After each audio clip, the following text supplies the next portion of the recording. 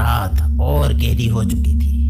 शहर की रोशनियां नीचे कहीं धुंधली सी झलक रही थी और एक शराबी अकेले छत पर था।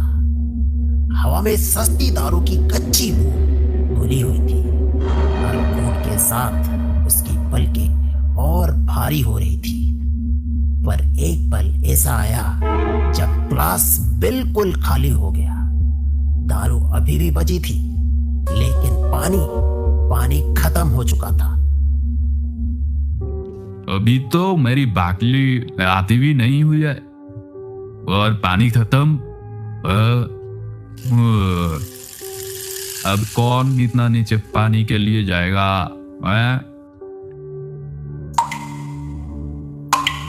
अरे किसी ने यहाँ पानी से भरा हुआ पूरा ड्रम रखा है।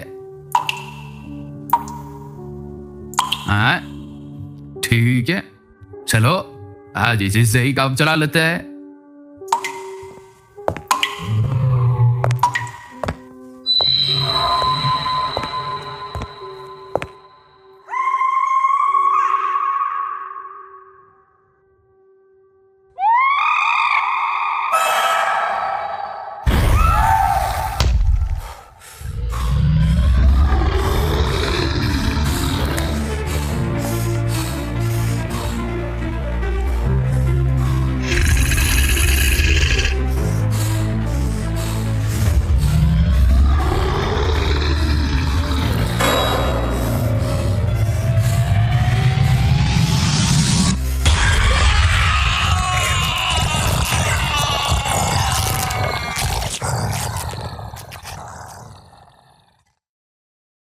पूरब अपने दोस्त रचना के कहने पर उसकी कॉलोनी में एक किराए के घर में रहने लगा था।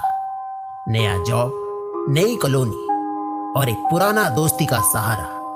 लेकिन उसे जरा सा भी अंदाजा नहीं था कि उसकी जिंदगी दोबारा एक गहरी अंधेरी में डूबने वाली है। वक्त हर जख्म भर देता है पूरब। मुझे लगता है तुम्हें अनीता को बुला के एक नई जिंदगी की शुरुआत करनी चाहिए। अगर उसे वापस आना ही होता तो अब तक वो आ चुकी होती। हाँ, तुम ठीक कह रही हो रचना। कुछ दिन पहले की बात है।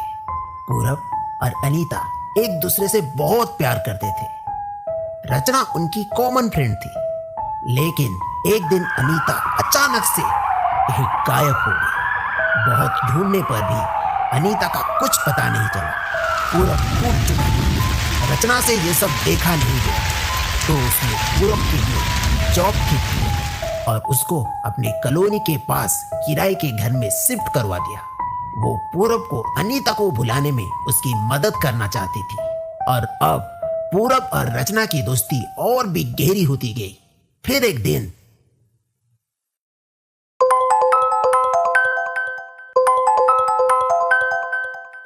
क्या? लेकिन ये सब मतलब कब और कैसे? अनीता के गायब होने के बाद एक एक करके 4 और लोग ठीक उसी तरीके से गायब होने लगे। उस वक्त हमें लगा था कि ये अलग अलग केसेस है, लेकिन कल रात रचना के गायब होने पर हमें शक है जैसे ये सारी कड़ियां आपस में जुड़ी हुई है। क्या रचना के बारे में कुछ पता चला? नहीं, ना तो हमें रचना के बारे में कुछ पता चला और ना ही अनीता और उन 4 लोगों के बारे में भी कुछ पता नहीं चला। लेकिन इन सब का गायब होना ये किसी एक आदमी या फिर किसी गैंग का काम हो सकता है। हमें अभी तक कोई सुराग नहीं मिला। क्या तुम्हें किसी पे शक है? नहीं, मुझे किसी पे शक नहीं है। पहले अनीता फिर रचना, दोनों के गायब होने का सदमा पूरब सह नहीं पा रहा था। वो सोने की कोशिश तो कर रहा था, आंखों से चोसो दी। एक रात उसको घर के बाहर से कुछ आवाजें आई। वो आवाज उसको जानी पहचानी सी लग रही थी। वो उस आवाज की ओर जाने लगा। रात काफी देर हो चुकी थी। कॉलोनी में कोई भी देख नहीं रहा था। एक सुनसान कोने में पूरब को एक पुराना नीला ड्रम दिखा। उसे लगा जैसे वो आवाजें उसी ड्रम में से ही आ रही हो। उसके मन में डर बैठ चुका था, लेकिन हिम्मत करके वो उस ड्रम के पास गया। आवाजें आनी बंद हो चुकी थी। वो ड्रम के पास खड़ा तो था, लेकिन अंदर झांकने की उसकी हिम्मत नहीं हो रही थी। लेकिन उसको सच जानना था। मन ही मन में भगवान का नाम लेके उसने ड्रम के अंदर झांक के देखा। वो ड्रम बिल्कुल खाली था। ये देखकर उसको थोड़ा सुकून मिला। वो पीछे मुड़कर वापस जाने लगता है। कुछ कदम जाने के बाद उसको महसूस हुआ कि उसके पैर गीले हो गए हैं। वो चौंक सा गया और सोचा, अचानक से इतना पानी कहाँ से आ गया। ये देखने के लिए वो ड्रम की तरफ मुड़ा, जो ड्रम थोड़ी देर पहले खाली था। अब उसमें पानी भर के नीचे बह रहा था। फिर धीरे धीरे करके पानी का बहाव तेज होता गया। पूरब को लगा जैसे उसके पैरों के नीचे से जमीन गायब हो चुकी है। जब पूरब आंखें खोलता है, वो देखता है कि वो एक अनजान जगह पर था। उससे पहले वो कुछ समझ पाता, उसको अपने आगे कुछ दिखा, लेकिन सब धुंधला सा था। जब वो उसके नजदीक गया तो सब कुछ साफ दिखने लगा। उसके सामने 5 ड्रम्स थे और पांचों के पांचों ड्रम्स में 5 इंसान अजीब हालत में थे। सबके शरीर सफेद पड़ चुके थे और आंखों में काले गड्ढे हो गए थे। उनमें से एक रचना थी। उसको समझ आ चुका था कि ये वही गायब होने वाले लोग हैं। फिर उसको अनीता का ख्याल आया, अगर ये लोग यहाँ पे हैं तो अनीता भी यहीं कहीं होनी चाहिए। वो चारों तरफ ढूंढने लगता है, लेकिन ना तो उसको कोई ड्रम मिला और ना ही अनीता।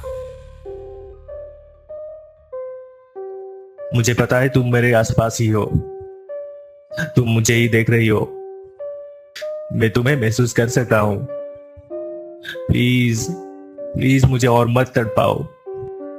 मेरे सामने आओ अनीता।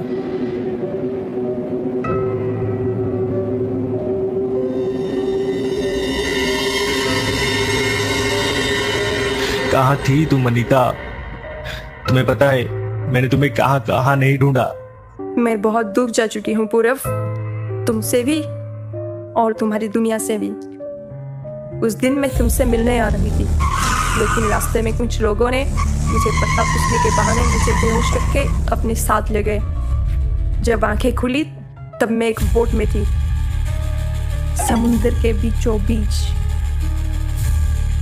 मैं बहुत गिड़गिड़ाई, मुझे छोड़ दो, लेकिन उन दरिंदों ने मेरी एक ना सुनी। मेरे हाथ पैर बांध कर एक ड्रम में डाला और एक पत्थर के साथ बांधकर मुझे उस ड्रम के साथ पानी में फेंक दिया। कुछ ही पल में मेरी सांसें रुक चुकी थी, लेकिन मेरी आत्मा को मुक्ति नहीं मिली। फिर मैंने अपने कातिलों को एक एक करके ढूंढा और मार डाला। मुझे लगा कि अब मुझे मुक्ति मिलेगी, लेकिन नहीं, मैं गलत थी। मुक्ति ना मिलने पर मुझे ये एहसास हुआ कि मेरा कातिल अभी भी जिंदा है। फिर मैं तुम्हारे आसपास रहने लगी। जब तुम रचना की कॉलोनी में शिफ्ट हुए, मैंने तुम्हें रचना के साथ बात करते सुना।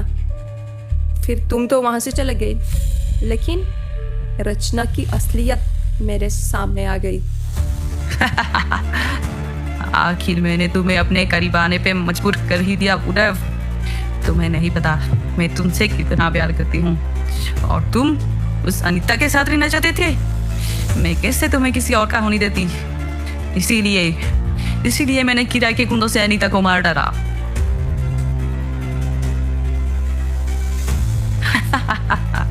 मैंने ही अनीता को तुमसे दूर किया ताकि तुम मेरे करीब आ सको, और अब तुम बहुत ही जल्द मेरे हो जाओगे।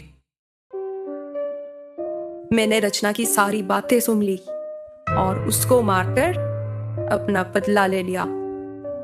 मैंने रचना को अपना सबसे अच्छा दोस्त माना था, लेकिन उसने क्या किया? उसने मुझे हासिल करने के लिए तुम्हारी जान ले ली। ये सब मेरी वजह से हुआ। मैं खुद को कभी माफ नहीं करूंगा। नहीं पूरब, इसमें तुम्हारी कोई गलती नहीं थी। गुनहगारों को उनके किए की सजा मिल चुकी है। मेरा जाने का वक्त हो गया है। अपना ध्यान रखना पूरब। उस रात ने पूरब से सब कुछ छीन लिया, प्यार, दोस्ती और सुकून, लेकिन साथ ही उसे सच का सबसे भयंकर चेहरा भी दिखा गया।